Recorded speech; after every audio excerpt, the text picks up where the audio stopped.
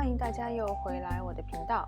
今天想要给大家分享的就是非常有名的老北京小吃驴打滚，软糯香甜还不粘牙。做法很简单，让我们一起开始吧。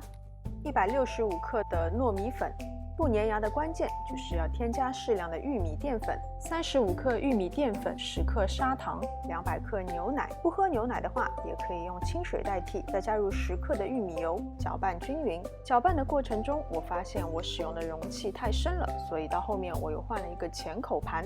你们可以直接在盘子里面搅拌，然后拿去蒸，这样就不用多洗一个碗了。覆盖保鲜膜，然后在保鲜膜上扎几个小孔透气。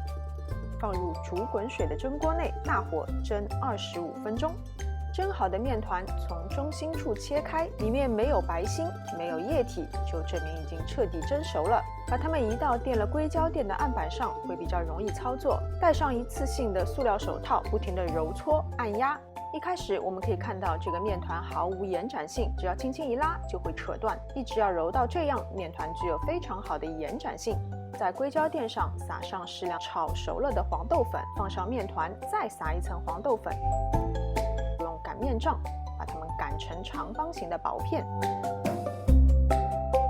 我这个红豆沙还不够软，所以我又在里面添加了40克左右的饮用水，混合拌匀以后，平铺在这个糯米胚上，然后从一头开始把它们卷起，尽量卷得紧一些，这样子的切面才会比较好看。最后再撒上一些黄豆粉，就可以切割了。关于切割，这里有一个小诀窍，不要用刀切，用线像视频所演示的这样切割，切面会很平整，很漂亮。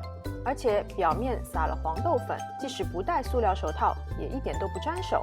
如果你家里没有黄豆粉的话呢，也可以用椰蓉来代替。我们看看这个拉丝的程度，就可以想象它有多么的软糯。好啦，今天的视频就到这边，非常感谢大家的观看。喜欢我的视频，请记得点赞、分享和关注我的频道。我们下次再见。